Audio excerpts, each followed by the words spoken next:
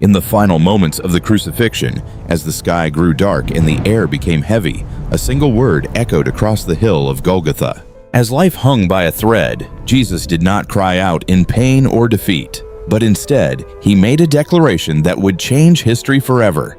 He spoke a single word, Tetelestai, which in our language is often translated as, "it is finished." Yet this translation barely scratches the very surface today. To a Roman citizen of the first century, this specific term carried a massive weight of legal and economic significance that resonates through the corridors of time. Let us explore the hidden depths of this cry, examining it through the lens of linguistics and the strict legal framework of the ancient Roman Empire. What seemed like a final gasp of a dying man was actually a powerful proclamation of victory, sealing a covenant that would endure for all eternity. Linguistically, the word tetelestai is derived from the root verb teleo, but it is used here in the highly significant and rare Greek perfect tense. The perfect tense is unique because it describes an action that was completed in the past, but whose results continue to be felt forever into the future. It does not merely mean that something has ended, it signifies that a task has been successfully accomplished, and its effect is now a permanent reality. Jesus did not say, "I am finishing," nor did he say, "I have finished" in a simple past sense, but he declared it is perfectly complete. This distinction is vital for understanding the Gospel of John, as it emphasizes that the work of redemption is final and requires no further human effort. The grammatical structure itself carries the weight of an eternal promise, ensuring that what was done on that cross remains effective for every single generation. When he uttered this word, he was announcing that the mission he received from the Father had been fulfilled to the very last tiny, specific detail. The linguistic precision used here eliminates any doubt about the sufficiency of his sacrifice, standing as a finished monument in the landscape of human spiritual history. It is a word of absolute certainty, echoing through the ages to remind us that the foundation of our hope is built on a finished, perfect work. To understand the economic impact, we must look at the Roman marketplace, where the term tetelestai was used every day in common commercial and trade transactions.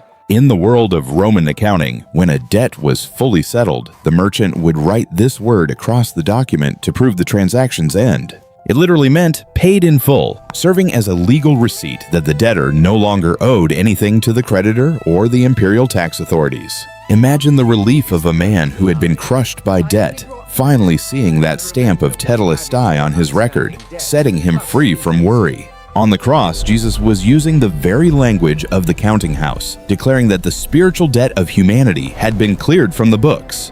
The ledger of heaven was balanced not with silver or gold, but with the life of the Son, ensuring that no further payment would ever be required.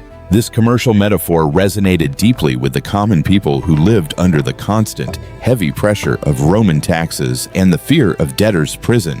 He transformed a term of trade into a message of grace, showing that the price for our transgressions had been covered by his own sacrifice today. The transaction was final, the receipt was issued in his blood, and the debt of the world was declared paid in full for all who believe. Moving to the legal realm, the Roman justice system was famous for its cold precision and its belief that every crime required a full, corresponding penalty. Under Roman law, a sentence was only considered finished when the punishment had been carried out to the exact letter of the magistrate's original decree. The plaque above his head listed his supposed crimes, but his final word, tetelestai, acted as a counter-verdict, overriding the accusations of the earthly court. It was the cry of a high judge announcing that the requirements of divine justice had been satisfied and the law's demands had been met entirely. The cross, which was designed as a place of ultimate shame and public execution, was suddenly transformed into a supreme court of eternal heavenly justice.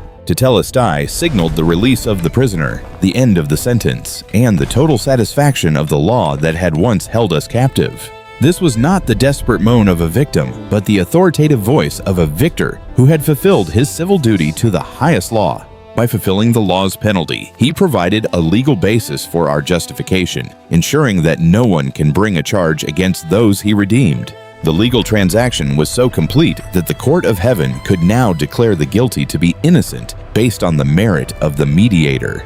Justice and mercy kissed at the cross, where the finality of the word Tetelestai became the bedrock of a new eternal covenant for all humanity. Earthly empires and their laws would eventually crumble, but the legal victory declared by Jesus on that dark Friday remained standing, unchallenged, and perfect forever. Modern archaeology has provided us with incredible evidence of how the word Tetelestai was used in the everyday lives of people in the first century.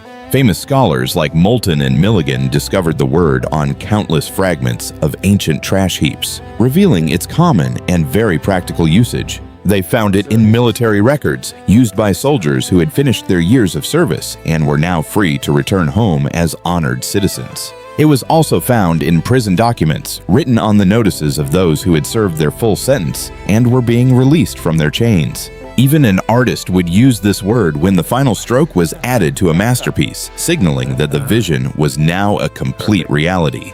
By choosing this specific word, Jesus was communicating in a language that every laborer, soldier, and merchant in the empire would understand with absolute clarity. It was the word of a finished task, a completed journey, and a debt paid, grounding the high theology of the cross in everyday human experience. The archaeological evidence proves that this was not a religious jargon, but a common term that carried the weight of reality in the secular world. These fragments of papyrus act as silent witnesses to the power of a single word, confirming the historical context of the Savior's last great cry. We no longer have to guess what he meant, for the very soil of the Middle East has yielded the secret of this beautiful, powerful code. Tetelestai is far more than a simple exit statement from a dying man. It is the code of the greatest legal and spiritual victory ever. Through this one word, Jesus signed the testament of our redemption, putting the final stamp of paid in full on every human debt and sin. It opened the gates of a new era, one defined not by our constant striving to pay our way, but by the freedom of a finished work.